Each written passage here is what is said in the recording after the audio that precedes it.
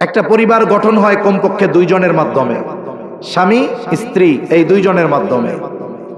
আল্লাহ তাআলাও এই মানব সভ্যতার বিস্তৃতি ঘটিয়েছেন দুইজন মানুষের মাধ্যমে। আল্লাহ তাআলা কোরআনুল কারীমের মধ্যে বলেন, ইয়া আইয়ুহান নাসু ইত্তাকু রাব্বাকুমুল্লাযী খালাকাকুম মিন নাফসিন ওয়াহিদা وخلق منها زوجها وبث منهما رجالا كثيرا ونساء। আল্লাহ রাব্বুল আলামিন বলেন, ইয়া আইয়ুহান নাস ইত্তাকু রাব্বাকুম, হে মানব সম্প্রদায় তোমরা তোমাদের রবকে ভয় করো। কোন রব?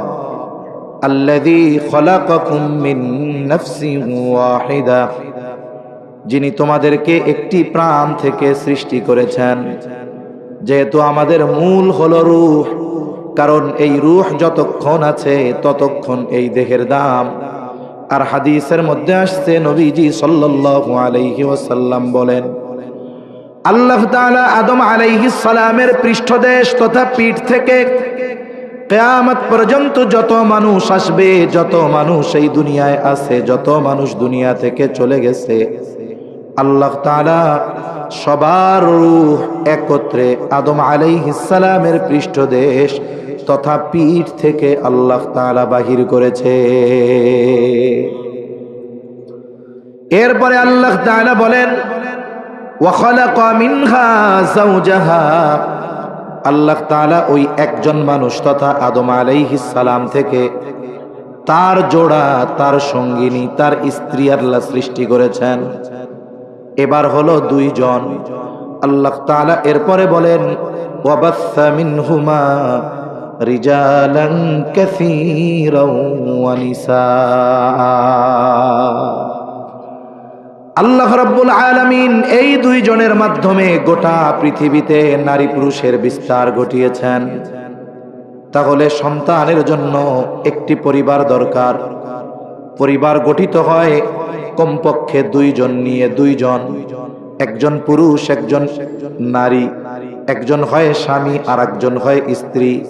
বলে যখন কোনো পরিবারের এই দুইজন মানুষ সর্বোচ্চ নীতি নৈতিকতা সম্পন্ন হয়, তখন আশা করা যায় এনাদের মাধ্যমে যদি কোনো সন্তান আসে, হোক সে ছেলে কিবা মেয়ে, আশা করা যায় ওই ছেলে বা মেয়েও আদর্শওয়ালা হবে। এজন্য শরীয়তে ইসলাম বিবাহের ক্ষেত্রে, পরিবার গঠনের ক্ষেত্রে দিনদারিত্বকে প্রাধান্য দিয়েছে। কিন্তু আফসোসের বিষয়, আজকের সমাজ ব্যবস্থা লৌকিকতাকে প্রাধান্য দিয়ে আমরা নবীজি যেই বিষয়গুলোকে গুরুত্ব দিয়েছেন ওইগুলাকে বানায় ফেলছি অপশনাল। অথচ ওই বিষয়গুলো ছিল আমাদের জন্য সর্বোচ্চ গুরুত্বপূর্ণ। যেমন নবীজি সাল্লাল্লাহু আলাইহি ওয়াসাল্লাম এক হাদিসের মধ্যে বলেন, তুনকাহুল মারআতু লিআরবাঈন, নবীজি সাল্লাল্লাহু আলাইহি ওয়াসাল্লাম বলেন, চারটি জিনিস দেখে মেয়েদেরকে বিবাহ করা হয়। এক নম্বর, নবীজি বলেন, দেখা হয় তার জামাল, সৌন্দর্য দেখে বিবাহ করা হয়। দুই নাম্বার, দেখা হয় তার মাল সম্পদ। তিন নাম্বার, দেখা হয় তার বংশ। চার নাম্বার, দেখা হয় তার দিনদারিত্ব। তবে নবী আকরাম হাবিবে কিবরিয়া মুহাম্মাদুর রাসূলুল্লাহ দিনদারিত্বের ব্যাপারে প্রাধান্য দিয়ে বলেন, ফাযফার বিযাতিদ্দীন, তোমরা দিনকে প্রাধান্য দাও। বাকি তিনটা যদি পরিপূর্ণ থাকে, চেহারাটা অনেক সুন্দর, বংশ অনেক উচ্চ, টাকা পয়সারও অভাব নাই, কিন্তু দিনদারিত্বের ক্ষেত্রে কমতি, তাহলে সাবধান। কারণ এই তিনটা বিষয় কাজে লাগবে তখন তার মধ্যে পরিপূর্ণ দিনদারিত্ব থাকবে। যখন ওই সৌন্দর্য, ওই বংশ, ওই সম্পদ কাজে তখন আসবে যখন তার মধ্যে দিনদারিত্ব থাকবে। আবার যদি এর ব্যতিক্রম হয় যে মেয়েটা দেখতে একটু শ্যামলা, টাকা পয়সাও অনেক নাই, বংশ অনেক উচ্চ নয়, কিন্তু দিনদারিত্বের ক্ষেত্রে কোনো কমতি নাই, 100-100। কারণ একজন ছেলে বা মেয়ে পরিপূর্ণ উত্তম চরিত্রের হওয়ার জন্য পরিপূর্ণ দিনদার হওয়া দরকার। একজন মানুষ যদি দিনদার না হয়, তার চরিত্র কখনো পরিপূর্ণ উত্তম চরিত্র হতে পারে না। তার মানে চরিত্র উত্তম হওয়ার জন্য দিনদার হওয়া দরকার। এখন মেয়েটার দিনদারিত্বের ক্ষেত্রে কোনো কমতি নাই। যদি বিবাহ করা হয়, একটু সবর করতে হবে, ধৈর্য ধারণ করতে হবে। বুজুর্গানে দিন বলেন, আশা করা যায় ওই দিনদার মেয়ের গর্ভে আল্লাহ তাআলা এমন আদর্শ আর নীতি নৈতিকওয়ালা সন্তান দিবে, উত্তম আদর্শওয়ালা সন্তান দিবে, যেই সন্তান ওই মা বাবার চক্ষু শীতলকরণের কারণ হয়ে যাবে। সাথে সাথে মেয়ের অভিভাবক যারা, তাদেরকেও নবীজি বলেন, তোমাদের কাছে যখন কোনো নেককার পুরুষের পক্ষ থেকে প্রস্তাব আসে, তোমরা তোমাদের মেয়েদের বিবাহ দিয়ে দাও। ছেলে দেখার ক্ষেত্রেও দিনদারিত্বকে প্রাধান্য দিতে বলেছে নবীজি। কিন্তু আফসোস, অধিকাংশ অভিভাবক নিজে যদি দিনদার মুত্তাকিও হয়, ওই ছেলের দিনদারিত্বের চাইতে মালদারিত্বকে প্রাধান্য বেশি দেয়। সব বাপ একরকম, হাজারে দুই একজন পাওয়া যাইতে পারে, ওটা আউট অফ হিসাব, আউট অফ কাউন্ট, ওটা গণনার বাইরে। দেখা যাবে উনি একজন মুত্তাকি মানুষ, হাজি মানুষ, উনি মানুষরে বয়ান করে, দেখেন সব রিজিকের মালিক আল্লাহ, আল্লাহর উপরে সবসময় তাওয়াক্কুল রাখতে হয়। মসজিদে বয়ান করতেছে যে খাওয়ায় আল্লাহ, পড়ায় আল্লাহ, সব আল্লাহ, আল্লাহ করেন। এটা বিশ্বাস থাকতে হবে, এটা মুমিনের ঈমান থাকার অবিচ্ছেদ্য বিষয়। বানাইছেন আল্লাহ, রিজিকের ব্যবস্থাও করছেন আল্লাহ, কোনো সন্দেহ নাই। কিন্তু এরপরেও যখন ওই দিনদার চাচার দিনদার মেয়ের ক্ষেত্রে বিবাহের প্রস্তাব আসে, তখন উনি ছেলের দিনদারিত্ব জাস্টিফাই করার আগে মালদারিত্বের জাস্টিফাই করে। কি চাকরি করে, ব্যবসা করে, চাকরি যদি বেসরকারি হয়, এটার কোনো ওয়ারেন্টি গ্যারান্টি নাই, সরকারি হইলে দিতাম। তার মানে রিজিক নির্ভর করে সরকারি চাকরির উপরে। হ্যাঁ, নবীজি বলেন, যদি তোমরা এই ধরনের পুরুষদের প্রস্তাব ফিরিয়ে দাও, যে নেককার দিনদার ছেলে, তার প্রস্তাব ফিরিয়ে দিলা, তাইলে সমাজ ফিতনা, ফাসাদ, বিশৃঙ্খলায় ভরপুর হয়ে যাবে, বিশৃঙ্খলায় ভরপুর হয়ে যাবে। আচ্ছা, একজন ছেলে যদি নীতি নৈতিকতাওয়ালা হয়, তার আদর্শ যদি সুন্দর হয়, উত্তম চরিত্রের হয়, তাহলে মেয়ের বাবা যদি টাকা পয়সাওয়ালা হয়, ছেলে একটু দিনদার ভালো, তাকে একটু ব্যবসা করার জন্য কিছু টাকা কর্জ দিয়ে দিক, যে তুমি এটা দিয়ে ব্যবসা করো, পরে আমারে দিয়ে দিও। এতে কি হবে? এতে যে বিষয়টা হবে, যে ছেলেটা যেহেতু তার চরিত্র ভালো, সে এটা কাজে লাগাবে, এক সময় ফেরত দিয়ে দিবে। তার মেয়েটা ওই বাড়িতে হয়তো রাজকীয় খাবার খাবে না, কিন্তু রানীর মতো অবস্থান করতে পারবে। ঠিক কিনা বলেন? এতে অনেক মানুষ এমন আছে, অনেক বাবা শুধু সম্পদ দেখে মেয়েটাকে বিবাহ দিয়ে দিচ্ছে, দিনদার মেয়ে, কিন্তু মেয়েটা ওই বাড়ি গিয়ে দেখছে, হায় রে, আমি তো দুনিয়ার জাহান্নামে চলে আসছি, এখানে পর্দা করার সুযোগ নাই, এখানে পরপুরুষের সামনে যাওয়া লাগে, স্বামী অ্যাডিক্টেড, মাদকাসক্ত। ওই মেয়েটার জন্য এই বাড়িতে জাগতিক সব সুবিধা আছে, কিন্তু শুধুমাত্র নীতি নৈতিকতা, আদর্শ আর ইসলাম না থাকার কারণে ওই বাড়িটা তার কাছে জাহান্নামে পরিণত হয়ে যায়। ঠিক কিনা বলেন? এজন্য উভয় পক্ষকে, ছেলে পক্ষ যখন মেয়ে দেখবে, মেয়ের দিনদারিত্বকে প্রায়োরিটি দিবে, মেয়ে পক্ষ যখন ছেলে দেখবে, ছেলের ব্যাপারে খোঁজ খবর নিবে, তখন দিনদারিত্বকে প্রায়োরিটি দিবে। শুধু মালদারিত্বকে প্রায়োরিটি দিলে হবে না। যদি এই দুইটা জিনিসকে প্রাধান্য দিয়ে কেউ বিবাহ বন্ধনে আবদ্ধ হয়, এটা হবে আদর্শ পরিবার। কিন্তু আফসোসের বিষয়, আমাদের মধ্যে অনেক মানুষ যাদেরকে আমরা দিনদার মনে করি, তারাও দিনকে প্রাধান্য দেয় না, তারাও দুনিয়াকে প্রাধান্য দেয়, মালকে প্রাধান্য দেয়। এজন্য কি দেখা যায়, সংসার হওয়ার কিছুদিন পর দ্বন্দ্ব, ডিভোর্স, তালাক, এগুলো হয়। অথচ অনেক মুরব্বী আছে এখনো দাঁত পড়ে গেছে, ওনার দাদিরও দাঁত পড়ে গেছে, কাবিন নামায় অনেক টাকা লেখা হয়েছিল না, আবার চেহারাও অনেক সুন্দর ছিল না, কিন্তু 70 বছরের সংসার চলতেছে, 60 বছরের সংসার চলতেছে। যত বৃদ্ধ হচ্ছে, রুহামাউ বাইনাহুম, কেমন যেন একে অপরের প্রতি মহব্বত আর ভালোবাসা বাড়তেছে, ঠিক কিনা বলেন? আমরা অনেক সময় দেখি, বিশেষ করে বড় বড় সেলিব্রিটি যারা, এদের বিবাহ অনুষ্ঠান হয় খুব ডাক ঢোল পিটায়া। সাংবাদিক নামে কিছুর পায়খানার মাছি আছে, কিছু মাছি আছে এগুলো ময়লার উপরে পড়ে, কিছু সাংবাদিক আছে এরকম গান্ধা বিষয় যে জায়গায়, শুধু ওই জায়গায় দৌড়ায়। এই যে বিবাহ নিয়ে লিখবে, এই লেহেঙ্গা কিনতেছে, এটা কিনতেছে, এত কোটি টাকা কাবিন, এই সেই, একেবারে গোটা দেশ গরম বানায় ফেলে যে অমক নায়ক নায়িকার বিবাহ হবে। বিবাহ হয়েছে 3 মাস পর আর খোঁজ খবর নাই, হঠাৎ একদিন লেখে ওনারা এখন আলাদা থাকা শুরু করেছেন। মানে কি হয়েছে? এক ইদ্যতকালীন সময় পার হওয়ার আগেই ওনাদের বিবাহ বিচ্ছেদ হয়ে গেছে। অথচ কোটি কোটি টাকার কাবিন টিকে না। আমাদের সমাজে অনেক মানুষ আছে, এটা দেখা কথা বলতেছি, বিবাহের সময় কাবিন বেশি লেখাইতে চায়, কাবিন নামায় টাকা বেশি লেখাতে চায়, অথচ ছেলের ওই পরিমাণ অ্যাবিলিটি নাই, এরপরেও জোর করে লেখায়। কেন? বলে কয় ভাই গ্যারান্টি নাই তো, যদি কোনো সময় সাইডা দেয়, যা হোক তা হোক, মোটা অঙ্কের টাকা তো পাওয়া গেল। যেইখানে উদ্দেশ্যই এইটা, নিয়তি এইটা, ওই জায়গায় রহমত, বরকত আর শান্তি আসবে কিভাবে? সম্ভব? তাহলে 1 নাম্বার বিষয়, আদর্শ পরিবার যদি গঠন করতে হয়, অবশ্যই অবশ্যই রাসূলুল্লাহ সাল্লাল্লাহু আলাইহি ওয়াসাল্লাম যেই বিষয়গুলো আমাদেরকে জানিয়েছেন, এই বিষয়গুলোর উপরে গুরুত্ব দিতে হবে। সর্বপ্রথম বিষয়, আদর্শ পরিবার গঠনের ক্ষেত্রে ছেলে এবং মেয়ে উভয়ের দ্বীনদারিত্বকে প্রাধান্য দিতে হবে।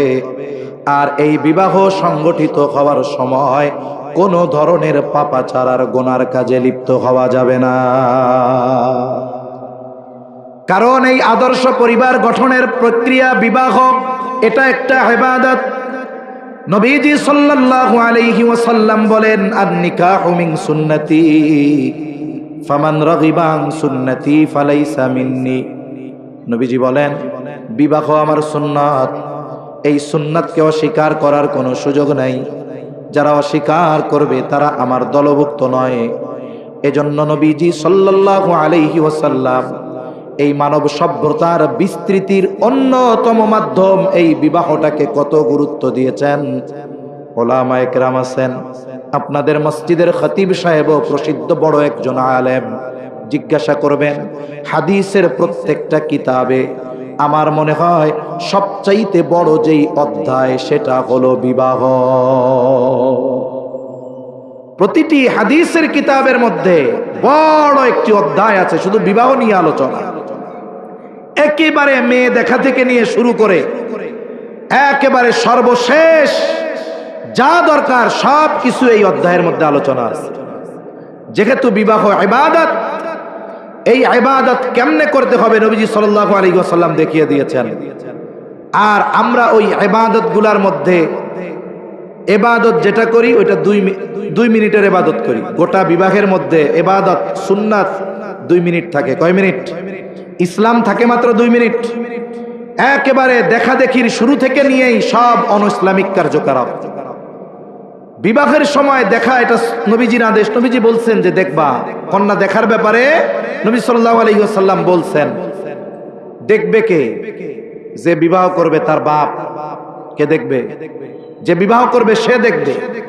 যতক্ষণ এই ছেলের সাথে বিবাহ না হবে ওই মেয়ের, ততক্ষণ পর্যন্ত ছেলের বাবার ওই মেয়েকে দেখা হারাম। অথচ আমাদের দেশে যে বিবাহ করবে তার আগে 15 বার দেখে তার দুলাভাই, বাবা, খালা, খালু, বন্ধু বান্ধব। এরপরে ওরে কয়, ভাই তুই একটু যাইয়া দেখে আয় না। ও তখন কি কয়, তোমরা দেখছস না, তোমরা দেখছো না, বন্ধু তোরা দেখছস না, তোদের পছন্দই আমার পছন্দ। কেন? বিবাহ কি ওইটার সাথে দিবি না তুই করবি? এটা যারা বলে এটা খাটাস, কাপুরুষ। তোমার যদি গায়রত থাকে, আত্মমর্যাদা থাকে, তুমি যাকে বিবাহ করার জন্য ইচ্ছা করেছ, তুমি ব্যতীত বিবাহের পূর্বে তোমার বাবা ওই মেয়েকে দেখতে পারবে না। আমাদের একটা ঘটনা অনেক আগে এক জায়গায় ঘটছে, অনেক জায়গায় আছে না যে বাবা কম বয়সে বিবাহ করছে, আল্লাহ তাআলা তাড়াতাড়ি সন্তান দিচ্ছে। অনেক জায়গায় আছে দেখা যায় বাবার ছেলের চাইতে বাবারে স্মার্ট বেশি দেখা যায়। এখন বাবা ছেলের বিবাহের জন্য মেয়ে দেখতে গেছে, বাবার পছন্দ হয়ে গেছে, বাবা টাকা পয়সা হলো, এইবার ঘটক রে সুন্দর মতো সিস্টেম করে নিজে বিয়ে করে নিছে। বাপ আর বেটার মধ্যে কুবাকুবির মতো অবস্থা। তাহলে সমাজে এই ধরনের ঘটনা ঘটতেছে, মানে আরো ঘটতে পারে। এজন্য দেখার ক্ষেত্রে শুধু ওই ছেলেটা দেখবে, ছেলে মেয়েকে দেখবে, এরপরে মা অভ্যন্তরীণ বিষয়ে খোঁজ খবর নিবে, বাবা বংশের বিষয়ে খোঁজ খবর নিবে। কারণ আমাদের মুরব্বীরা বংশীয় বিষয়টাকে গুরুত্ব দেন, এটা গুরুত্ব দেওয়া দরকার। কারণ একটা প্রবাদ আছে, জাতের মেয়ে কালো ভালো, নদীর পানি গোলাও ভালো। এখন এই যে বিবাহ দেখা হলো, এই দেখাটার থেকেই আমাদের গোনা শুরু হয়ে যায়। এরপরে কি হবে? এরপরে অনেক জায়গায় ডিমান্ড আছে, এই দিতে হবে সেই দিতে হবে, এরপরে এতজন বরযাত্রী খাওয়াতে হবে। শরীয়তে ইসলামে মেয়ে পক্ষের কাছ থেকে যৌতুক যেমন নেওয়া হারাম, জোর করে মেয়ে পক্ষকে এটা চাপাইয়া দেওয়া হারাম যে এতজন বরযাত্রী খাওয়াতে হবে। তোমার আত্মীয় স্বজনের যদি খাওয়ার এত গলা থাকে, 400 জন খাওয়াইবা, মেয়ের বাবারে টাকা দিয়ে দিবা যে আপনি অ্যারেঞ্জ করেন, আমি টাকা দিয়ে দিচ্ছি। মেয়ে পক্ষের উপরে চাপিয়ে দেওয়া এটা জুলুম, এবং আল্লাহ তাআলার নিষেধ, ওয়ালা তাকুলু আমওয়ালাকুম বাইনাকুম বিল বাতিল। আল্লাহ তাআলা বলেন তোমরা অন্যায়ভাবে কারো সম্পদ ভক্ষণ করো না, এর মধ্যে এটাও আছে। কেন আপনি চাপায়া দিবেন মেয়ে পক্ষের উপরে? এরপরে কি হবে? মেয়ে পক্ষ চিন্তা করে যে মেয়েটা বিবাহ দিব, কি হয় না হয় দুনিয়ার অবস্থা। এইবার কাবিন ধরবে কি বলে, যেটা ছেলের 14 গোষ্ঠীর দেওয়ার সামর্থ্য নাই, 15 লাখ 20 লাখ ধরে বসছে। এখন ছেলে মনে মনে চিন্তা করে, দূর সব কি আর নগদ দিমু, এটা তো বাকি খাতায়, পারলে দিমু না পারলে নাই। কোন ছেলে যদি কাবিন নামা বা এই কাবিনের টাকা না দেওয়ার নিয়ত করে, সে যদি প্রদান না করার নিয়ত করে যে না লেখে লেখুক দিব না, তাহলে সে যদি ওই স্ত্রীর সাথে মেলামেশা করে, এটা জেনা বলে পরিগণিত হয়। এখন বাপ ভাই মুরব্বীরা মিলে লেখছে 20 লাখ টাকা, ছেলে তো 20 লাখ টাকা দিবে না। তার মানে কি? কাগজে যেটা লেখা হয়েছে সে সেটাই সম্মতি নয়, দেওয়ারই নিয়ত নেই। তবে হ্যাঁ, যদি সে এখন না পারে, দেওয়ার নিয়ত আছে কিন্তু নগদে নাই, তাহলে সে স্ত্রীর কাছ থেকে সময় চেয়ে নেবে। তবে সময় চাওয়ারও একটা বিষয় তো আছে। দেখা যাবে বিবাহের যেই রাত্রি, ওই রাত্রিতে যদি নববধূর কাছে গিয়ে স্বামী বলে যে কাবিননামা তো যা লেখা হয়েছে 10 লাখ বাকি আছে, এই চিন্তা করে নববধূ খাটে, উনি ঘরের কোনায় চেয়ারে গিয়া বসে রয়েছে। নববধূ চিন্তা করতেছে কি ব্যাপার, পছন্দ টছন্দ হইল না নাকি। লজ্জা ভেঙে জিজ্ঞাসাই করছে কোনো সমস্যা? না না, আমার তো এই সোফা থেকে আর খাটে যাওয়ার মতো সুযোগ নাই, 10 লাখ টাকা বাকি, দেওয়ার মতো সামর্থ্য নাই। এখন লজ্জায় হয়তো বলবে যে আচ্ছা দেওয়া লাগবে না। আল্লাহ না করুক যদি কোনোদিন বিবাহ বিচ্ছেদ হয়, 10 লাখ না, তোমারে জেলে ঢুকাবে, 30 লাখ টাকা জরিমানা নেবে। তার মানে এই যে দেওয়া লাগবে না, মাফ করবে না, এটা মনের কথা নয়, ওটা পরিস্থিতির শিকার হয়ে বলা হয়েছে। এই জন্য সাবধান, এই বিষয়গুলোর উপরে আমরা খেয়াল রাখবো। এক কথায়, যদি শরীয়তের আলোকে আমরা একটা পরিবার গঠনের মেহনত করি, ওই জায়গায় লক্ষ কোটি টাকা কাবিন লেখানো লাগবে না। ইনশাআল্লাহ ওই পরিবারের উপরে আল্লাহ তাআলার রহমত এবং বরকত থাকবে। ওটা আদর্শ পরিবার হবে এবং ওই পরিবার থেকে আদর্শ মানুষের জন্ম হবে। এজন্য বিবাহের ক্ষেত্রে দিনদারিত্ব প্রাধান্য দিব তো ইনশাআল্লাহ। আমরা আমাদের বোন কন্যা যারা আছে, বিবাহ দেওয়ার ক্ষেত্রে দিনদারিত্ব দেখব। পুরুষ যে ছেলের সাথে বিবাহ দিব, সাথে সাথে ছেলেদের বিবাহ দেওয়ার ক্ষেত্রেও মেয়েটার দিনদারিত্বকে আমরা প্রাধান্য দিব। কেন? আধুনিক বিজ্ঞান বলে সন্তানের চরিত্রের 90% গঠিত হয় তার মায়ের থেকে। একটা সন্তানের জন্য তার বাবা ভালো খাবার, ভালো পোশাক এগুলোর ব্যবস্থা করতে পারে, ভালো বাসস্থানের ব্যবস্থা করতে পারে, কিন্তু সন্তানের চরিত্র গঠনে সবচাইতে বড় ভূমিকা থাকে তার মায়ের।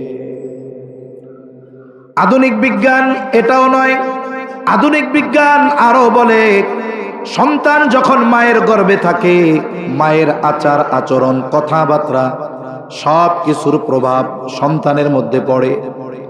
এজন্য দেখবেন অনেকের হয়তো জানা আছে, এই পৃথিবীতে 700 কোটি মানুষ, এর মধ্যে 1 কোটি এর চাইতে কিছু বেশি হলো ইহুদি। কিন্তু এটাও বাস্তব, গোটা পৃথিবী যেই সিস্টেমে এখন পরিচালিত হচ্ছে, অর্থনৈতিক বলেন, রাজনৈতিক বলেন, এই সমস্ত সিস্টেমের লাগাম হলো ইহুদিদের হাতে। এই পৃথিবীর অর্থনীতির নিয়ন্ত্রণ তাদের হাতে। এই পৃথিবীর গোটা অর্থনীতির 90% পরিপূর্ণ নিয়ন্ত্রণ ইহুদিদের হাতে। ইহুদিরা যদি টান দেয়, আমেরিকা সুপ্রিম পাওয়ারের অধিকারী মুহূর্তের ভিতরে ভেঙে পড়বে। এই পৃথিবীতে যত ন্যারেটিভ তৈরি করা হয় ইসলামের বিপক্ষে, মুসলমানদের বিপক্ষে, আন্তর্জাতিক 3টি গণমাধ্যমের মাধ্যমে বেশি হয়। একটা হলো CNN, একটা হলো BBC, আর একটা হলো রয়টার্স। এই 3টার পরিপূর্ণ নিয়ন্ত্রণ ইহুদিদের হাতে। পৃথিবীতে যত মুসলমান দেশে আমেরিকা বা তার দোসরেরা আক্রমণ করেছে, এই আক্রমণের সব বৈধতা তৈরি করেছে এই 3টা মিডিয়া। এটার নিয়ন্ত্রণ ইহুদিদের হাতে। এখানে ইসলামোফোবিয়া ছড়ানো হচ্ছে, গোটা পৃথিবীর মানুষ এটা দেখতে দেখতে দেখতে দেখতে ওটার উপরে বিশ্বাস করতেছে।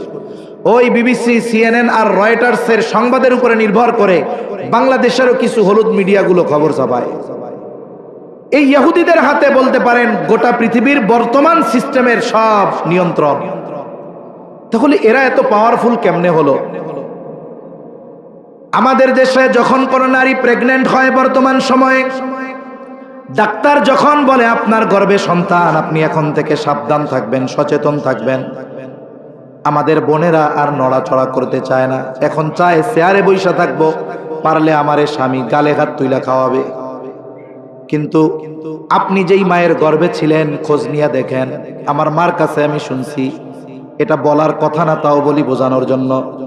আমি যেই দিন দুনিয়ায় ভূমিষ্ঠ হয়েছি, ওই দিনও আমার মা ধানে খেড়ের পালা দিছে। গ্রামের মানুষ ছিল তো, খেড়ের পালা চিনেন?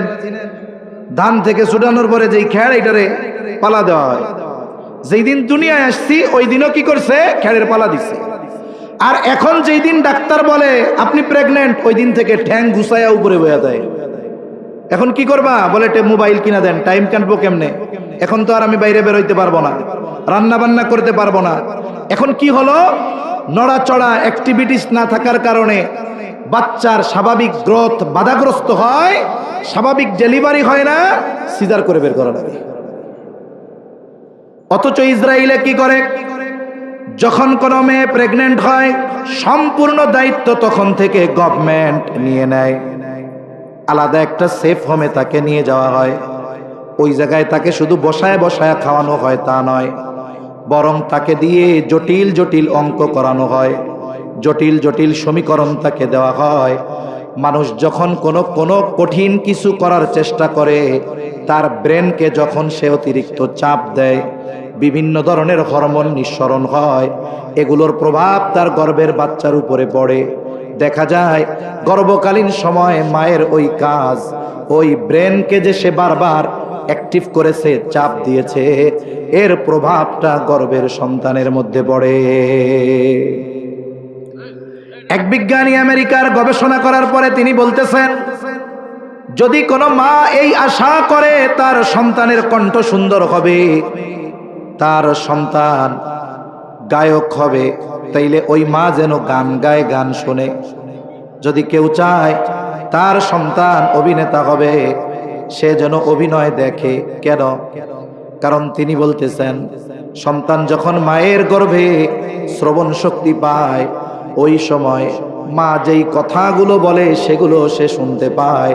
সাথে সাথে মা যার সাথে কথা বলে, যার কথা শুনে, ওই কথাগুলো মা শুনতে পায়। বিজ্ঞান বলতেছে মা ওই যে জটিল জটিল কাজ করতেছে, ব্রেন খাটাচ্ছে, এর প্রভাব সন্তানের মধ্যে যাচ্ছে। ফলশ্রুতিতে কি হলো? মায়ের কর্ম আমলের কারণে সন্তান মায়ের পেটে থাকতেই ওই প্রভাব তার উপরে পড়লো। মা যদি গান শুনলে সন্তান গায়ক হয়, মা যদি কোরআন তিলাওয়াত করে, বলেন তো সন্তান কোরআন তিলাওয়াতকারী হবে কি হবে না? মা যদি বেশি বেশি দুরূদ পড়ে, তাইলে সন্তানের অন্তরে নবীর প্রেম মোহাব্বত ভালোবাসা হবে কি হবে না? তার মানে বোঝা গেল, আদর্শ পরিবার যদি গড়তে হয়, আদর্শ মানুষ যদি গড়তে হয়, তাহলে আদর্শ বিবাহ তথা ইসলাম যেইভাবে পরিবার গঠনের নির্দেশ দিয়েছে, এর বিকল্প আর কোনো কিছুই হতে পারে না।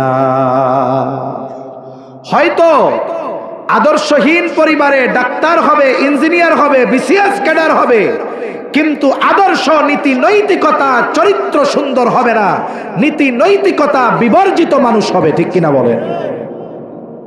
এজন্য এদেশে যারা টাকা পাচার করে, দুর্নীতি করে, ঘুষ খায়, সাধারণ মানুষ করে না। এটা যারা করে, আমাদের ভাষায় এই দেশের সর্বোচ্চ শিক্ষিত তারা, এদেশের সিস্টেম নিয়ন্ত্রণ করে তারা, দুর্নীতিগুলোর রাস্তা খুলে দেয় তারা। মনে রাখবেন, যদি ওই বিসিএস ক্যাডার এরা যদি নীতি নৈতিকতা সম্পন্ন হয়ে যায়, এদেশের কোন রাজনীতিবিদদের এ সাহস নাই, কোন ক্ষমতাধার দলের সাহস নাই দেশের সম্পদ লুটপাট করবে। ওই সচিব আমলারা রাস্তা খুলে দেয়, এটাই বাস্তব। সচিব আমলারা রাস্তা খুলে দেয়, আর সচিব আমলা হওয়ার জন্য ম্যাট্রিক পাস করলে হবে? বিসিএস ক্যাডারেরা, আমাদের ভাষায় দেশের মোটামুটি সর্বোচ্চ শিক্ষিত মানুষ, এইগুলাই জানোয়ারের মতো কাজ করে। কেন? বলে ওই যে আদর্শের আলোকে গড়ে উঠতে পারে নাই। এজন্য আমরা তো আদর্শ মানুষ চাই, আদর্শ সন্তান চাই, এজন্য আমাদের আদর্শ পরিবার গঠন করতে হবে। কিন্তু পশ্চিমা এই কালচারাল ওয়ার, সাংস্কৃতিক এই যুদ্ধ আমাদেরকে আদর্শ পরিবার গঠনে সর্বোচ্চ বাধা প্রদান করতেছে, জেনা ব্যভিচারকে সহজ করতেছে, আর বিবাহ বন্ধনকে তারা সময়ের সাথে সাথে কঠিন করে দিচ্ছে। এজন্য সম্মানিত উপস্থিতি, ইসলামের এই কয়েকটা বিষয় বললাম, আরো অনেক বিষয় আছে, এই বিষয়গুলো সামনে রেখে আমাদের অগ্রসর হওয়া দরকার। তাহলে 1 নাম্বার, জাতিকে ধ্বংস করতে হলে পরিবার ব্যবস্থা ধ্বংস করে দিতে হবে। 2 নাম্বার, কোন জাতিকে যদি ধ্বংস করতে হয়, তাদের শিক্ষা ব্যবস্থাকে ধ্বংস করে দিতে হয়। ওসমানী খেলাফতের পতন হয়েছে 100 বছরের একটু বেশি, অথচ গোটা পৃথিবীতে জ্ঞান বিজ্ঞান গবেষণা রিসার্চ এগুলায় সবচাইতে অগ্রগামী ছিল মুসলমানেরা। কিন্তু আফসোসের বিষয়, মুসলমান শাসকদের মাত্রাতিরিক্ত বিলাসিতা, অন্যান্য দেশের প্রতি পরনির্ভরশীলতা, এগুলোর কারণে আস্তে আস্তে একটা সময় এগুলো মুসলমানদের হাত থেকে ছুটে নিয়ন্ত্রণ কাফের মুশরিক আর ইহুদিদের হাতে চলে গিয়েছে। নাইলে এই পৃথিবীর বড় বড় আবিষ্কারের মূলে ছিল মুসলমানেরা। এবং ওই সময়ের আধুনিক শিক্ষা ব্যবস্থা এমন ছিল না যে দিন বিবর্জিত শিক্ষা ব্যবস্থা, এমনটা ছিল না, বরং ওই সময়ের শিক্ষা ব্যবস্থা দিনকে প্রাধান্য দিয়ে দিনের আলোকে আধুনিক শিক্ষা ছিল। ওই জায়গায় কোরআন সুন্নাহর শিক্ষা তো ছিল, একজন তো আলেম তো হইতো, সাথে সাথে ডাক্তার ইঞ্জিনিয়ার গবেষক হওয়ার জন্য যা যা দরকার সব শিক্ষা ব্যবস্থা ছিল। এই উপমহাদেশেই ছিল। উপমহাদেশে মুসলমানদের এই শিক্ষা ব্যবস্থাকে ধ্বংস করেছে ইংরেজরা। ইংরেজরা ধ্বংস করে দিয়েছে প্রত্যেকটা মাদ্রাসা। ওই সময়ের সর্বাধুনিক শিক্ষার ব্যবস্থা ছিল দিনের আলোকে, এমন নয় যে কোরআন সুন্নাহ বাদ দিয়ে। এখন তো আধুনিক শিক্ষা কাকে বলা হয়? বলে যেই জায়গায় কোরআন হাদিস থাকবে না, ওইটা হলো আধুনিক শিক্ষা। কিন্তু আধুনিক শিক্ষা একজন মানুষ জ্ঞান অর্জন করলো, দিন শিক্ষা তাকে নীতি নৈতিকতার উপরে গড়ে তুলবে। জ্ঞানী যদি নীতি নৈতিকতা সম্পন্ন না হয়, ওই শিক্ষা দেশ জাতি মানুষের কল্যাণে আসবে না। ওই শিক্ষিত ব্যক্তি নৈতিকহীন হওয়ার কারণে ওই শিক্ষা দিয়ে সে ডাকাতি করবে, ঠিক কিনা বলে? কিছু মাইন্ড করবেন না, আমায় অনুরোধ করে বলি, আমাদের সমাজে চিকিৎসক দরকার আছে না নাই? আছে। কিন্তু আপনারা সবাই এটাও বিশ্বাস করবেন যে 95% চিকিৎসক ডাক্তারির নামে ডাকাতি করে। এটা আপনারা বিশ্বাস করবেন, এটা আপনারা বিশ্বাস করবেন। কেন? সে তো নীতি নৈতিকতা নাই, এই জন্য তার জ্ঞান দিয়ে সে ডাকাতি করতেছে, মানুষের খেদমত করতেছে না। যখন একজন সুস্থ মানুষও যাবে তাকে দেখানোর জন্য, প্রথমে ভিজিট নিবে, এরপরে চিন্তা করবে আমার তো ওই ডায়াগনস্টিক সেন্টারের সাথে একটা কন্ডিশন আছে, আমি যদি তাকে টেস্ট দেই যা বিল হবে 50% পাবো। উনি চিন্তা করলেন এর কোনো কিছু নাই, দে 15টা টেস্ট দিয়ে দিছে, 5-7টা টেস্ট দিয়ে দিছে, 10,000 টাকার টেস্ট, উনি 5,000 টাকা পাইলেন, এই যে লাভ। এরপরে রুগী আবার আসতে দেখানোর জন্য, ওই সময় আবার ছোট্ট একটা ভিজিট আছে। এরপরে চিন্তা করছেন টেস্টে তো কোনো রোগ টোগ নাই, বাহিরে তো ওষুধ কোম্পানির লোকজন দাঁড়ায় আছে, আমি যদি প্রেসক্রিপশন ব্ল্যাঙ্ক রাখি তাইলে আমারে যে গিফট দেয়, বছরে বিদেশে ট্যুরে পাঠায়, এগুলো তো বন্ধ হয়ে যাবে। এবার কি করে, কোনো কিচ্ছু নাই, সব ওষুধের প্রয়োজন নাই, 5-6টা ওষুধ এমনিতেই লিখে দিই। আজ পর্যন্ত আমি আমার আত্মীয় স্বজন সবার ব্যাপারে যাদেরকে ডাক্তারের কাছে নিছি, অনেকের টেস্টে পাইছি কোনো অসুবিধা নাই, সব ওকে। এরপরেও আজ পর্যন্ত কোনো ডাক্তার ব্ল্যাঙ্ক প্রেসক্রিপশন আমাকে দেয় নাই, কোনো না কোনো ওষুধ লিখছে। কেন লেখে? লিখতো না যদি নীতি নৈতিকতা ঠিক থাকতো। তাহলে কি বুঝলাম? আমি একটা শিক্ষা দিয়ে উদাহরণ দিলাম আর কি, যে একজন চিকিৎসক জ্ঞান অর্জন করেছেন, শিক্ষিত মানুষ, কিন্তু এই শিক্ষা তিনি কল্যাণের কাজে ব্যয় করতে পারতেছেন না। কেন? ওই যে ধর্মীয় নীতি নৈতিকতার শিক্ষা তার নাই। এজন্য দেশকে ধ্বংস করার জন্য, জাতিকে ধ্বংস করার জন্য পশ্চিমারা আমাদেরকে নতুন নতুন শিক্ষা পদ্ধতি আমাদেরকে অন্তর্ভুক্ত করানোর চেষ্টা করে, যেখানে মানুষের নীতি নৈতিকতা তো ধ্বংস হবেই, বরং ওই শিক্ষাগুলো গ্রহণ করার মাধ্যমে আগামী প্রজন্ম পশুত্বের চরিত্রকে হার মানায় ফেলবে। আমাদের স্কুলগুলাতে, আমাদের প্রতিষ্ঠানগুলাতে ট্রান্সজেন্ডার এই ইস্যু নিয়ে কত আলোচনা আমাদের হয়েছে।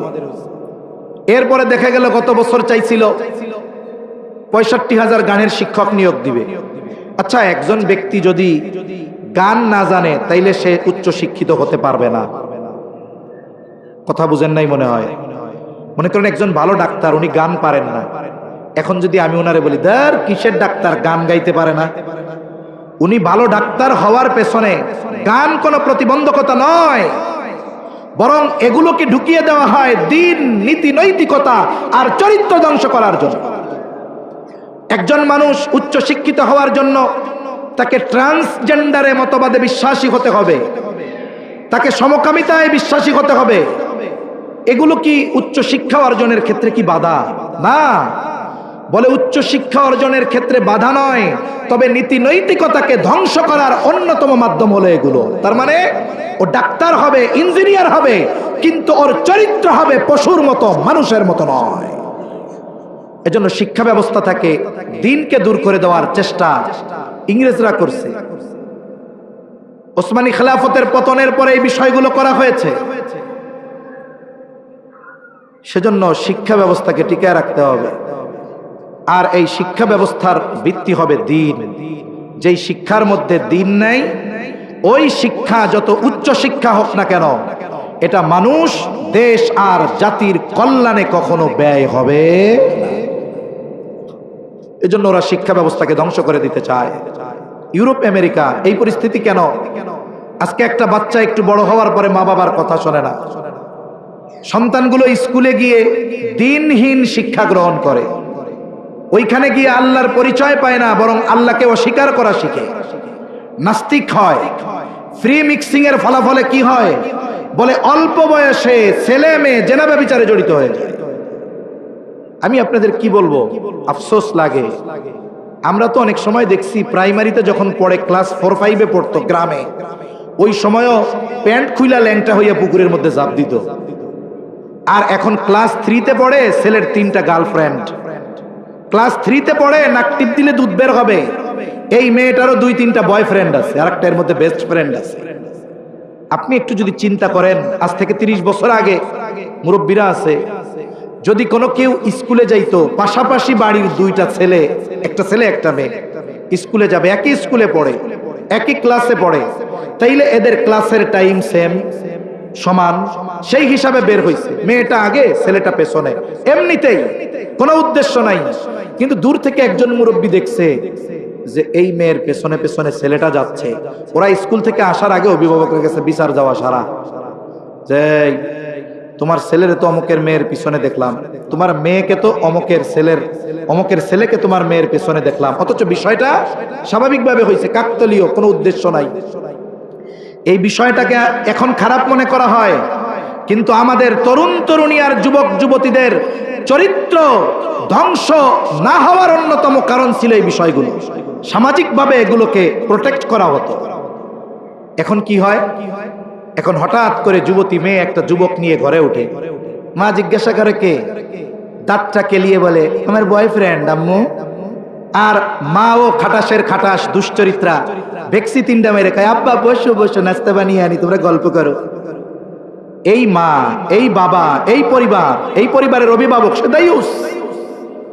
যেই বাবা এটাকে প্রাধান্য দিচ্ছে, তার সন্তানদের এই ধরনের অবাধ মেলামেশায় সুযোগ দিচ্ছে, তার স্ত্রীকে বেপরদায় চলার সুযোগ দিচ্ছে, এটা দায়ুস। আর নবীজি বলেন আদ-দায়ুস লা ইয়াদখুলুল জান্নাহ, দায়ুস কখনো জান্নাতে প্রবেশ করবে না। এজন্য সম্মানিত উপস্থিতি, আমাদের শিক্ষা ব্যবস্থাকে বাঁচাতে হবে। আমাদের শিক্ষা ব্যবস্থার মধ্যে দ্বীন ইনক্লুড করতে হবে, তা না হলে উচ্চ শিক্ষায় শিক্ষিত হবে, দুনিয়াবী শিক্ষায়, কিন্তু তার মধ্যে নীতি নৈতিকতা আদর্শ কোনো কিছুই থাকবে না। এজন্য একটা জাতিকে ধ্বংস করতে হলে ওই জাতির মূল শিক্ষা ব্যবস্থাকে ধ্বংস করে দিতে হয়। আর আমরা যেহেতু মুসলমান, আমাদের মূল শিক্ষা ব্যবস্থার মূল হলো কোরআন সুন্নাহ। এই দুইটা বিষয়কে চলমান যেই শিক্ষা ব্যবস্থা, এটা থেকে বের করে দেওয়ার সর্বোচ্চ প্রচেষ্টা চলতেছে, ঠিক কিনা? তাহলে এক নাম্বার, জাতি যদি ধ্বংস করতে হয়, আমরা মুসলিম জাতি, পরিবার ব্যবস্থা ধ্বংস করতে হবে। 2 নাম্বার, শিক্ষা ব্যবস্থাকে ধ্বংস করতে হবে। 3 নাম্বার, ওই জাতির তরুণ যুবক যারা, তাদের চরিত্রকে ধ্বংস করে দিতে হবে।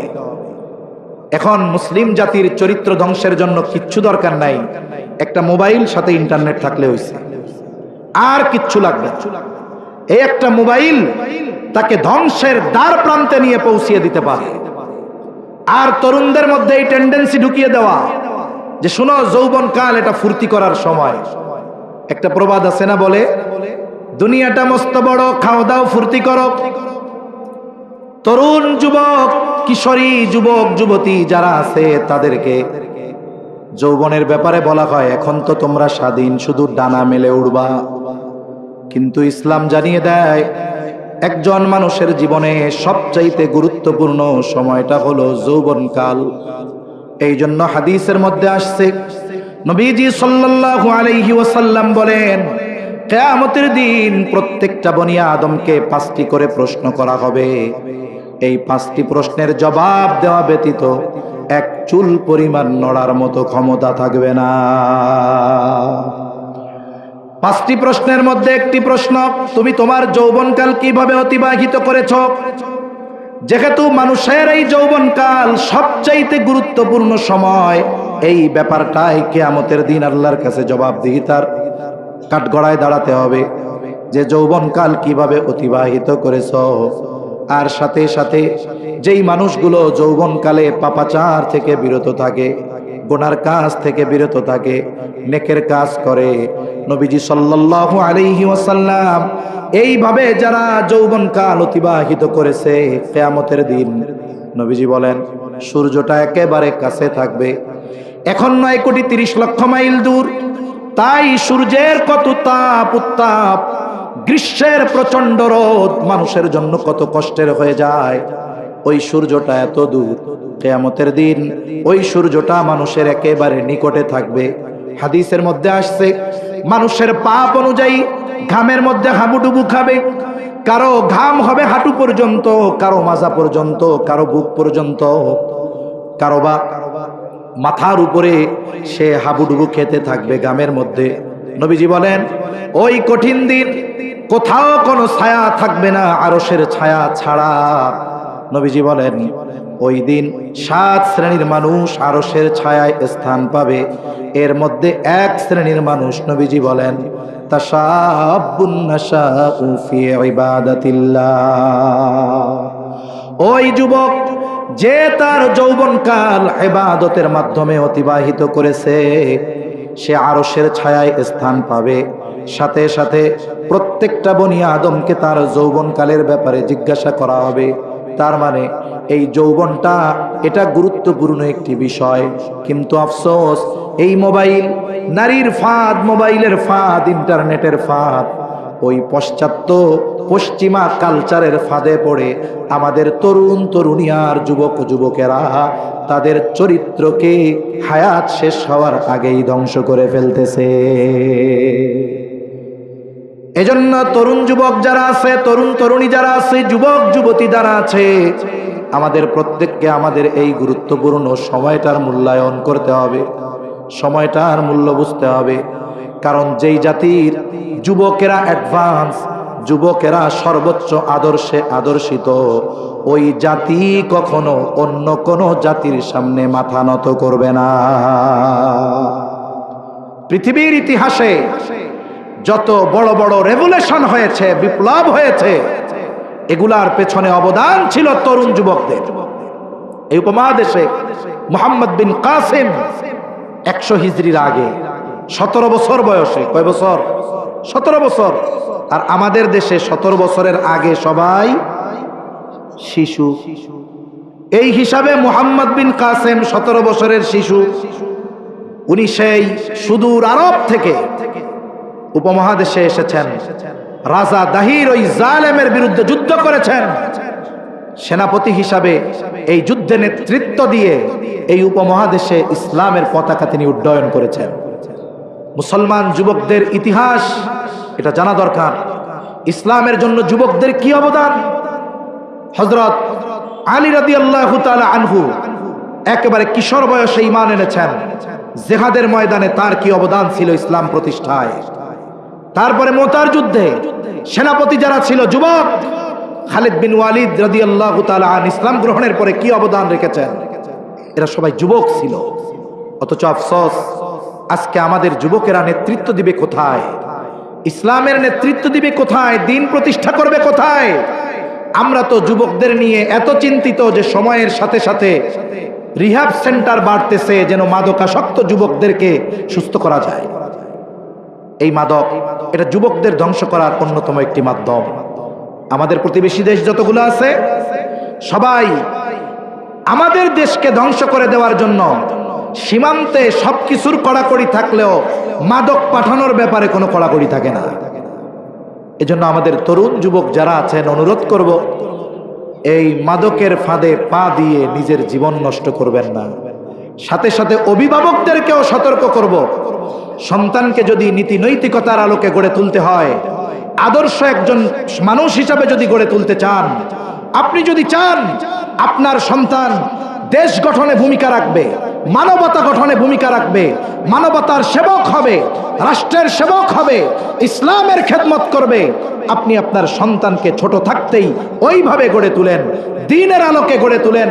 সে যদি তার শিক্ষাকে দ্বীন নিয়ে গড়ে ওঠে, শিক্ষা যদি দ্বীনের আলোকে গড়ে উঠে, ও ডাক্তার, ইঞ্জিনিয়ার, যেই লাইনেই সফল হোক না কেন, ওর দ্বারা মানবতার কল্যাণ হবে, দেশের কল্যাণ হবে, ইসলামের কল্যাণ হবে। ঠিক কিনা বলেন? আর যদি ব্যর্থ হই, তাহলে সন্তান যদি লাইনচ্যুত হয়, যুবকটা যদি মাদকাসক্ত হয়, ওই ঘর, যেই ঘরে একটা সন্তান মাদকাসক্ত যার আছে, সে জানে ওই ঘরটা মোটামুটি ছোটখাটো জাহান্নামে পরিণত হয়ে যায়। এখন প্রত্যেকটা ঘরের তরুণ তরুণ যুবক যুবতী যদি নষ্ট হয়ে যায়, প্রত্যেকটা ঘর জাহান্নাম হয়ে যাবে, এ জাতি ধ্বংস হয়ে যাবে, মানব সভ্যতার বিস্তৃতি বাধাগ্রস্ত হবে, নীতি নৈতিকতার যেই ঘর, এটা ভেঙে পড়বে। এজন্য আমরা মুসলিম জাতি, আমাদের পরিবার ব্যবস্থা, শিক্ষা ব্যবস্থা, আমাদের তরুণ যুবক যারা আছে, এদেরকে ধ্বংস করার জন্য যারা ইসলাম বিদ্বেষী, এরা বিভিন্ন ধরনের কালচার, বিভিন্ন প্রযুক্তি, বিভিন্ন টোপ, বিভিন্ন কিছু দিয়ে আমাদের জাতি, মুসলিম জাতিকে ধ্বংসের ষড়যন্ত্র করতেছে। এজন্য আমাদেরও সতর্ক থাকা দরকার। পরিবার গঠন করব ইসলামী নির্দেশনার আলোকে, আমার সন্তানদেরকে শিক্ষিত করব, এখানেও ইসলামের নির্দেশনা। আমার তরুণ যুবক যুবতী ভাই বোনেরা যারা আছেন, আপনি আপনার এই যৌবনকাল অতিবাহিত করবেন এটাও ইসলামের নির্দেশিত আলোকে যদি আমরা গড়ে তুলতে পারি, ইনশাআল্লাহ আজ অথবা কাল এই পৃথিবীর নেতৃত্ব যেমন ইসলাম মুসলমানদের হাতে ছিল, আজ থেকে 100 বছর আগেও যখন ওসমানী খেলাফত ছিল, এই ইউরোপ, তারপরে এশিয়া, আফ্রিকা, আমেরিকা, এরা ওসমানী শাসকদেরকে ট্যাক্স দিয়ে চলা লাগতো।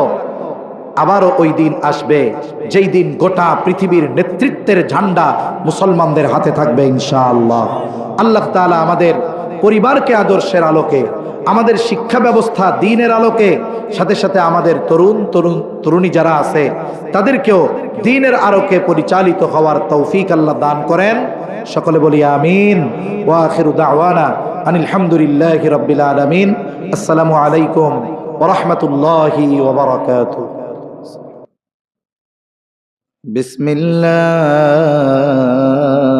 বিসমিল্লাহির রহমানির রহিম।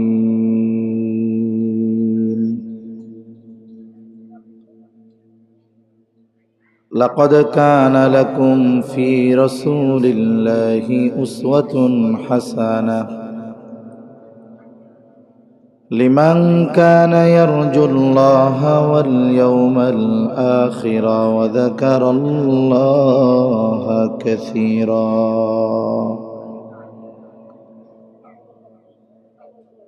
وقال رسول الله صلى الله عليه وسلم إنما بعثت لأتمم مكارم الأخلاق أو كما قال النبي صلى الله عليه وسلم صدق الله العلي العظيم وصدق رسوله النبي الكريم ونحن على ذلك لمن الشاهدين والشاكرين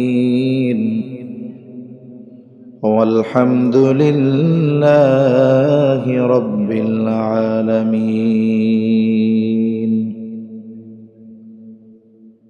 سبحانك لا علم لنا إلا ما علمتنا إنك أنت العليم الحكيم.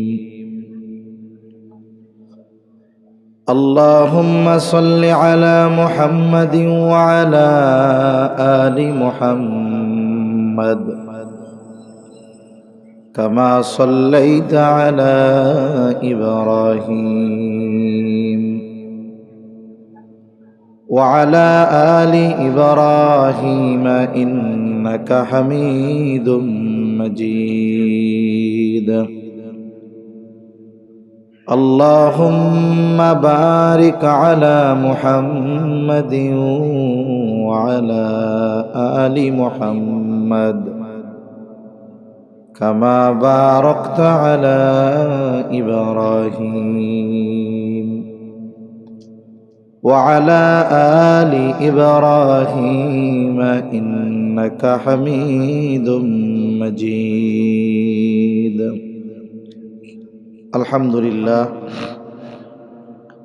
বাইতুল মামুর জামে মসজিদ ও আশরাফিয়া মুহাম্মাদিয়া হাফেজিয়া মাদ্রাসায়ের উদ্যোগে ফয়দাবাদ মধ্যপাড়া কেন্দ্রীয় ঈদগাহ ময়দানে আজকের এই ইসলামী মহাসম্মেলনের সম্মানিত শ্রদ্ধেয় সভাপতি, প্রধান অতিথি, বিশেষ অতিথিবৃন্দ সহ সম্মানিত শ্রদ্ধেয় উলামায়ে কেরাম, সামনে উপস্থিত মুরব্বিয়ানে কেরাম, সমবয়সী যুবক বন্ধু, স্নেহের ছোট ভাই, মাইকের আওয়াজ যত দূরে যায় নিজ নিজ স্থানে অবস্থানরতা সম্মানিত শ্রদ্ধা মা ও বোন, আল্লাহ তাআলার দরবারে অগণিত শুকর যে মহান মালিক হায়াতে বরকত দিয়ে সুস্থ রেখে তার মহান হুকুম মাগরিবের নামাজের পর এই দিনই মজমায় আসার বসার কিছু কথা বলবার এবং শ্রবণ করবার সুযোগ যে মহান মনিব দান করেছেন, সে মহান মনিবকে খুশি করার জন্য মোহাব্বতের সাথে অন্তর থেকে জবান খুলে কালিমাতুশ শুকর পাঠ করি, আলহামদুলিল্লাহ। অগণিত দুরূদ ও সালাম সৈয়দুল আম্বিয়া, আশরাফুল আম্বিয়া, খাতামুল আম্বিয়া, ইমামুল মুরসালিন, রহমাতুল লিল আলামিন মুহাম্মাদুর রাসূলুল্লাহ সাল্লাল্লাহু আলাইহি ওয়াসাল্লামের উপর আমি আপনাদের খেদমতে পবিত্র কোরআনুল কারীমের একটি আয়াত ও রাসূল আকরাম সাল্লাল্লাহু আলাইহি ওয়াসাল্লামের অগণিত হাদিস থেকে একটা হাদিস পাঠ করেছি। আল্লাহ তাআলার কাছে তৌফিক চাই, আল্লাহ তাআলা কিছু কথা বলার তৌফিক দেন যেগুলো আমাদের সবার দুনিয়া এবং আখিরাতের জন্য কল্যাণকর হয়। সকলে জবান খুলে বলি আমিন। সম্মানিত উপস্থিতি, যে আয়াতখানা আপনাদের খেদমতে তিলাওয়াত করেছি, এই আয়াতের মধ্যে আল্লাহ সুবহানাহু ওয়া তাআলা জানিয়ে দিয়েছেন যে রাসূল আকরাম সাল্লাল্লাহু আলাইহি ওয়াসাল্লামের জীবন আদর্শের মধ্যে আমাদের জন্য রয়েছে উত্তম আদর্শ। আদর্শ এমন এক জিনিস, উত্তম আখলাক এমন এক জিনিস, উত্তম আদর্শ এমন এক জিনিস, যেই জাতির মধ্যে আদর্শ ভালো, যেই জাতির আখলাক ভালো, চরিত্র ভালো, উত্তম আদর্শের আলোকে গঠিত, ওই জাতির স্থায়িত্ব বেশি। যেই পরিবার নববী আদর্শের উপরে গঠিত, ওই পরিবারের স্থায়িত্ব বেশি। যেই শিক্ষা ব্যবস্থা নবীজির আদর্শের উপরে গঠিত, ওই শিক্ষা ব্যবস্থা মানুষের দুনিয়া আখিরাতে কল্যাণকর হয়। এজন্য বিজ্ঞজনেরা বলেন, কোন জাতিকে যদি ধ্বংস করতে হয়, আমরা তো মনে করি কোন জাতিকে যদি ধ্বংস করা দরকার তাহলে মরণাস্ত্র দরকার, কিন্তু বাস্তবতা হলো একটা জাতি যদি উত্তম আদর্শের উপরে গঠিত হয়, সারা পৃথিবী মিলে ওই জাতিকে নিশ্চিহ্ন করতে পারে না, এটা সম্ভব নয়। এর উদাহরণ 1000 বছর আগের উপমা দেওয়া লাগবে না।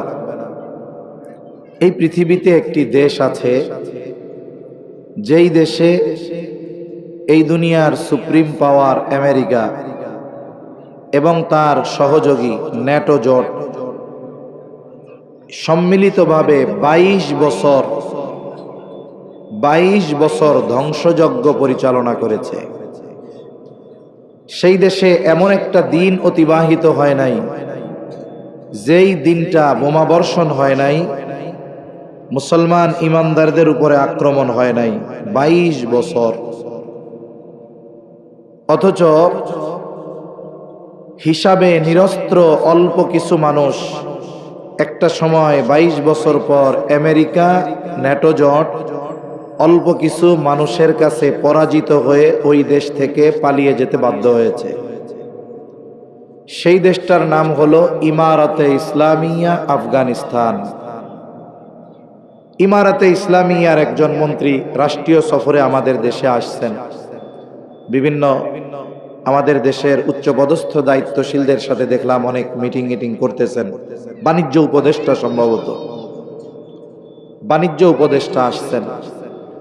তো দেখুন, এই আফগান জাতি, এরা কিন্তু অনেক অস্ত্রে সুসজ্জিত ছিল না, তাদের আধুনিক ক্ষেপণাস্ত্র মরণাস্ত্র ছিল না, কিন্তু তারা একটা আদর্শের উপরে ইস্তেকামতের সাথে ছিল, দৃঢ়তার সাথে ছিল, যার কারণে 22 বছর পরে হলেও চূড়ান্ত বিজয় আল্লাহ তাআলা তাদেরকে দিয়েছেন।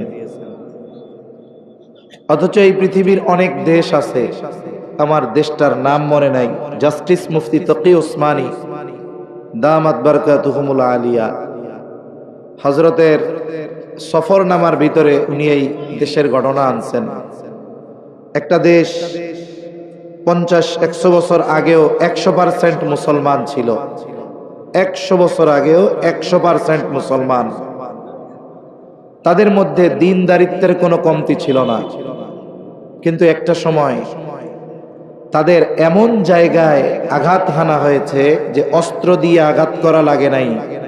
50 বছর পার না হতেই তারা তাদের নৈতিকতা, আদর্শ সব কিছু বিসর্জন দিয়ে নামে মুসলমান, কাজে নিকৃষ্ট মানুষ নয়, পশুর চরিত্রের অধিকারী হয়ে গেছে।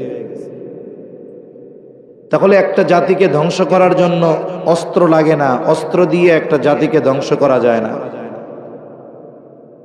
তা ওই দার্শনিক বলেন 3টা জিনিস যদি ধ্বংস করে দেওয়া যায় ওই জাতি শেষ, ওই জাতি আর উঠে দাঁড়াতে পারবে না। এর মধ্যে একটা হলো পরিবার ব্যবস্থা, 2 নাম্বার শিক্ষা ব্যবস্থা, 3 নাম্বার বিশেষ করে তরুণ তরুণী যারা আছে এদের চরিত্র ধ্বংস করে দেওয়া। এই 3টা কাজ যদি করা যায়, যদি কোনো জাতির ব্যাপারে অন্য কোনো জাতি এই 3টা কাজে সফল হয়, 100 বছরও লাগবে না, 20-30 বছর পরেই দেখবেন ওই জাতি পরিপূর্ণ ধ্বংস হয়ে যাবে, নীতি নৈতিকতা আদর্শ কিচ্ছু থাকবে না। এজন্য পশ্চিমারা শুধু একটা দেশ দখল করার জন্য মরণাস্ত্র ব্যবহার করে না, তারা যেই অস্ত্রগুলো ব্যবহার করে এর মধ্যে একটা হলো কালচার। যুদ্ধ শুধু পৃথিবীতে অস্ত্রের ঝনঝনানিতে যুদ্ধ হয় না, পারমাণবিক অস্ত্র দিয়েই শুধু যুদ্ধ হয় না, স্টেলথ প্রযুক্তির যেই নতুন নতুন বিমান আবিষ্কার করতেছে আমেরিকা, রাশিয়া, শুধু এগুলো দিয়েই যুদ্ধ হয় তা না। এই পৃথিবীতে অস্ত্রের যুদ্ধের চাইতে কালচারাল ওয়ার যেটাকে বলে, সাংস্কৃতিক যুদ্ধ, এটা আরো বেশি জঘন্য। অস্ত্রের যুদ্ধের ক্ষতি যেতটুকু হয় এটা বড় হয়, সাথে সাথে হয়। মনে করেন কেউ যদি আমাকে গুলি করে, আমি মরে গেলাম, কিন্তু আমার আদর্শ ঠিক থাকলো। কিন্তু আমার যদি কেউ আদর্শ নষ্ট করে ফেলে, নীতি নৈতিকতা নষ্ট করে ফেলে, আমি বেঁচে থাকবো ঠিক, কিন্তু আসলে ওই বাঁচার চেয়ে মরে যাওয়া উচিত ছিল ভালো। এই কালচারাল ওয়ার আমাদের উপরেও চলতেছে। আমরা অনেকে মনে করছি যে 5 আগস্ট হইছে, এক দল পলায়ন করছে, ইন্টারিম গভর্নমেন্ট আসছে, আমরা ইসলাম প্রতিষ্ঠা করে ফেলতেছি। এটা যারা ভাবি এরা ভুলের মধ্যে আছে। বরং অবস্থা হলো এইরকম যে মনে করেন বাঘ গেছে, এখন সিংহ আসছে, অবস্থা এরকম, একই অবস্থা, একই। কিছু জুলুম অত্যাচার আমরা চাক্ষুষ দেখছি, কিন্তু এখনকার ক্ষতিটা হচ্ছে অভ্যন্তরীণ ভাবে, টেরও পাবো না। আগের ক্ষতি আরেকজন আমার ব্যাপারে করতো, এখনকার ক্ষতি আমি আমার নিজেরটা করব, টেরও পাবো না। তা যাই হোক, ওইদিকে যাওয়ার দরকার নাই। জিও পলিটিক্স এগুলা অনেকে বুঝে না, আবার যদি বলি তাহলে বলবে হুজুর রাজনীতির আলোচনা করতেছে। অথচ এই জিও পলিটিক্সের সাথে ইসলাম ধ্বংসের কত বড় সম্পর্ক আছে এটা বিজ্ঞজনরা মোটামুটি বোঝে। আপনারা অনেকে এটা শুনে থাকেন যে বিশ্ব এক মতাদর্শে পরিচালিত হবে, বিশ্ব এক মতাদর্শে পরিচালিত হবে, আর সেই মতাদর্শেরটার নাম হলো সেকুলারিজম। পৃথিবীতে কোনো ধর্ম থাকবে না, কোনো ধার্মিক থাকবে না। ধর্ম যদি থাকে সেটা শুধু ঘরে ব্যক্তির সাথে আর উপাসনালয়গুলোতে থাকবে আর কি। মসজিদে থাকবে, হিন্দুদেরটা মন্দিরে থাকবে, মানুষ অন্য কোনো জায়গায় রাষ্ট্রীয়ভাবে কোনো ধর্ম থাকবে না। এটা মানুষকে ধর্মহীন করার এক ষড়যন্ত্র। তা আমি যেই বিষয়গুলো বলতে চাই ওই দিকেই যাই আলোচনায়। তাহলে 1 নাম্বার, পরিবার ব্যবস্থাকে ধ্বংস করতে হবে। কেন? কারণ আদর্শ পরিবার, আদর্শ মানুষ, আদর্শ মানুষ তো আদর্শ সমাজ, আদর্শ সমাজ তো আদর্শ জাতি। এখন যদি পরিবার ব্যবস্থাকে ধ্বংস করে দেওয়া যায় তাহলে আদর্শ মানুষ তৈরি হবে না। আদর্শ মানুষ যদি না হয় আদর্শ সমাজ হবে না। আদর্শ সমাজ যদি না হয় আদর্শ দেশ হবে না, জাতি হবে না। এজন্য আমাদের কালচারাল ওয়ারের বড় একটা টার্গেট হলো পরিবার ব্যবস্থাকে ধ্বংস করে দেওয়া।